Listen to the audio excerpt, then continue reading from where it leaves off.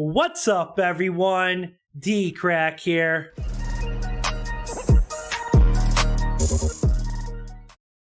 So, alright guys, we're about to check out Mr. Nightmare's brand new video. It says 3 disturbing true stories.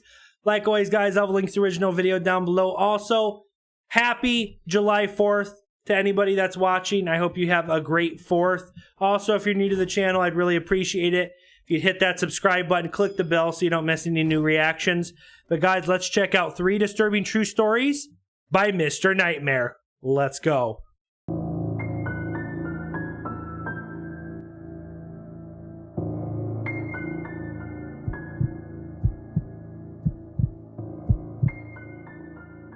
When I was 19, I worked as a camp counselor at a summer camp. The job would be to entertain and chaperone a large group of kids with a bunch of other counselors for 3 sessions for the summer. That meant 3 different groups of kids would come at different points in the summer. Each group would come for 2 weeks, which meant I was away from home for this job for a total of 6 weeks. By the time the last group came, summer was more than half over, and I was ready to finish this job and get home. At some point during the second week of the 3rd session, and the final week of the job for the season, one of the kids in my group, named Todd, wasn't feeling good, so he wanted to go back to the cabin to go to sleep while everyone else was around the campfire. When we got back to the cabin for 10 to 12-year-old boys, I left Todd to brush up and go to bed. Upon exiting the cabin, a little girl, probably 8 years old, was waiting in front. She wasn't supposed to be in the section, especially not alone at this hour at her age. Oh. I asked her where her group was. She didn't answer me. What? I asked her what her name was. She said Willa. I asked her what her counselors' names were. She didn't answer. I took her hand and brought her into the front section of the cabin. Then I told her to wait there. What the hell? I started to run across the camp to the other activity sections, hoping to find the girls' group. When I couldn't find them, I ran straight for the section with the girl cabins. I found one of the female counselors with a small group of 7 to 8-year-old girl campers and asked her if she had any girls named Willa in their group. The counselor was certain there was no one with that name in any of the girls' groups, actually. Next thing I did was where run did back this to the girl boys' come cabin from? where I left the girl. Where did this girl come from? Front office building. When I got back to the cabin, however, she wasn't there. I went towards the back section by the beds and asked Todd if he'd seen a girl walk in there, to which he looked confused and said no. So now in a panic, I ran outside and looked in the immediate area of the cabin for the girl. It might have been a ghost, suddenly dude. I heard a girl's scream come from the woods.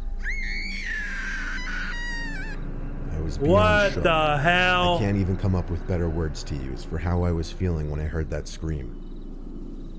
I wanted to run for help, but I felt like whatever danger she could be in could be time sensitive. So I ran into the woods calling Willa's name. It didn't return any calls back for a while, and I felt like I was hopelessly running into the dark woods. Until finally, after some time, and calling the name Willa constantly, there was a scream echoing through the woods, very close this time. I continued a bit further, and there she was. That little girl named Willa.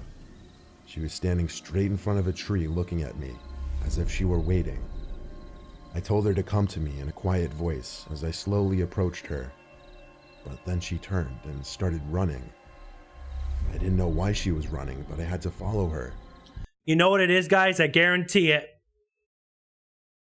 There's some creeps out in the woods. There's some creeps out in the woods, and they're using this little girl as bait. They're using this little girl as bait.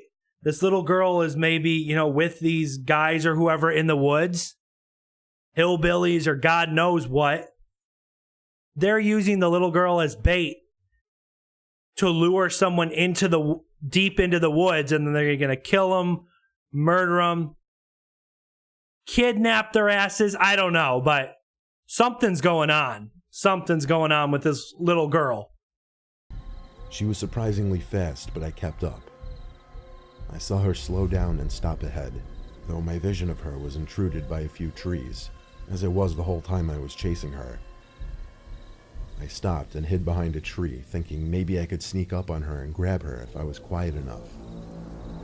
And I noticed something in the near distance. There was some small, dim red light waving around behind some foliage. The girl then ran over to the light and apparently ducked down out of sight. I told you. I was trying to put the pieces together. It's a trap. I saw some larger figure emerge from where the girl had just disappeared. It's a freaking trap. And this figure was crouch walking in my direction.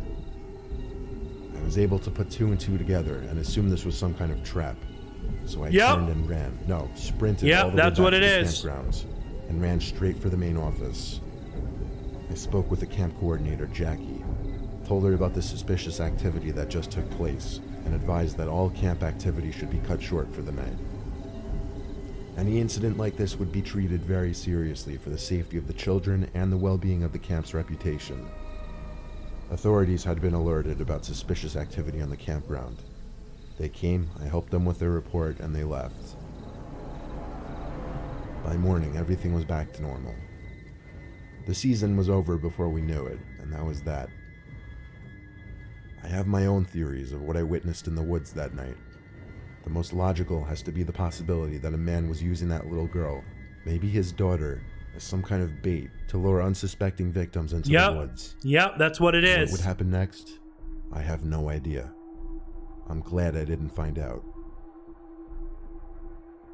So they never caught. They never caught that dude and that girl and figure out what happened. No. I've been through a lot of hellish experiences in my life, but this one takes the cake. It was about 20 years ago, so I was, I believe, around 20 years old. This was way before cell phones and navigation garments. I was working off the books for a media company at the time, who were paying me for my photography and videography skills. I had all of the top quality video equipment for the time, which held to today's standards would be like comparing a Nokia to an iPhone. I was being paid to go out into the wilderness and record hours worth of background footage of lakes, trees, etc. They would use this as stock footage for various documentaries and such. I drove about half an hour to find a good place in that's how they get stock footage. Then that's I cool. parked my car on a dirt road and hiked for a while, finding a few good shooting locations. It was good for me to get sunset and nighttime shots as well, as different times of day created different lighting for the videos. When I figured I had enough, I started packing up my copious amounts of equipment and threw my 2 bags over my shoulders and began walking, and walking, and walking. I started to realize I should have reached the dirt road where my car was by now. There came a time when I had to accept it. He's lost. I was lost. Oh, crap. I had absolutely no way of knowing which way was which. Oh, crap. I'd done wilderness shoots before, and never had I run into that problem before, but usually I'd have a compass with me. Not this time. I kept walking for so long, it got to the point that I was letting out little cries to myself in stress, wanting nothing more than to just find my car and go home, feeling absolutely helpless. Eventually, after many hours, I came across a small building. It was an old house that appeared to be abandoned in the middle of the woods, indicated by the vines crawling up the sides of the home, plus the broken glass. Continuing to walk around in the woods in the night was the last thing I wanted to do. An abandoned house in the middle of the woods is never good. Nope. And seeking refuge for the night made more sense. I walked up the wooden stairs to the front door, which seemed to have already been broken in. All I had to do was push it with a bit of force and I was inside. It was next to pitch black in there, and every step I took, I felt like I was stepping on rubble or trash. I did, however, manage to find the bedroom of the house, which still had a bed in it, mind you, probably a filthy bed at that, but it beat sleeping in the woods or hiking around any longer in the dark. I shut the door and plopped my stuff on the floor and arranged one of my bags to act as a cushion between me and— Oh, that'd be so creepy. An abandoned house in the middle of the woods and you're gonna sleep there? Ooh, that would be creepy. I'm not gonna lie. That'd be creepy. And the actual bed itself. Then I tried my best to fall asleep in this dark, abandoned, foreign location in the middle of the woods. It was surreal, and it was scary. The window in the room was broken, so I could hear the wind and bugs outside. But over that, there was the slightest, and I mean slightest little creak from a few feet away from the bed across this tiny bedroom. I looked up, and even though it was dark, I could vaguely see a closet door in the corner. No, no! It had to be the drift. It had to be. I was letting my paranoia get the better of me in this freakish situation. But then, over the sound of the bugs and wind, I heard something from inside the room now. It was a gurgling type sound, like a throat noise. It's the frickin' Grudge! Oh, hell no.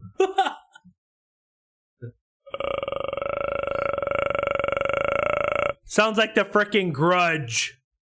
Oh. My ass would be out of this place like... just hit my headphones. My ass would be out of this place fast. I tell you that much. I looked at the closet again. Something was coming out from the darkness of the closet. No, no, no! I got up to grab my stuff off the ground. And within arm's reach now, I was staring at someone else in this room in this abandoned house. What? In the middle of the forest. Here's my description of what I saw in the brief moments I was staring at this person. I saw a man wearing a woman's wig with some kind of makeup on his face. Oh no! For what he was wearing, I didn't really notice that. But I think it was something dark since I couldn't really see it. I grabbed my bags and started saying I'm sorry as I ran out of the house. I didn't know if this was their house or not at the time, but either way I didn't want any trouble. As I ran away from the house, I heard footsteps tailing behind me at first. I think this is when the adrenaline really kicked in, and I suddenly had this insane amount of energy to keep running until I felt I had escaped. And even after that, I kept running, hopping over logs and rocks and twigs, trying to find a road, any road, with the logic that there's only so much forest left in the state, I'd have to run into a road eventually. And finally, I did. I walked down the road, and within 10 minutes, a car passed, and I hitchhiked my way back to my truck. On my way home, I had time to reflect. That house was absolutely abandoned. The door and all the windows were smashed open. There was trash all over the place. Who was in that house? That is creepy. Because it's not explainable. I am grateful I was unharmed, though. Oh no. Creepy. My apartment complex sits in a pretty safe neighborhood, so I guess I'm naturally less on guard as far as break-ins and whatever. There was this one night I'd gotten home late from a bar with friends, and though I wasn't very drunk anymore, I was definitely still tipsy. To give a little context on my apartment layout, it's on the ground level and has 2 doors, a front and back. As I entered, I was in the living room, greeted by my dog Chester. Then I passed the living room to walk down a tiny hallway to my room. Chester followed, though he was acting a little weird. I jumped right into bed. I was exhausted. I fell asleep in minutes, and the next thing I remember is waking up to growling. I looked at Chester, who was standing up on my bed, Growling? looking at the far corner of the room. I sat up to see what he was looking at, but it was too dark. I had to flip on the lamp. That's when I noticed that he was looking at the closet door, which was cracked open just barely.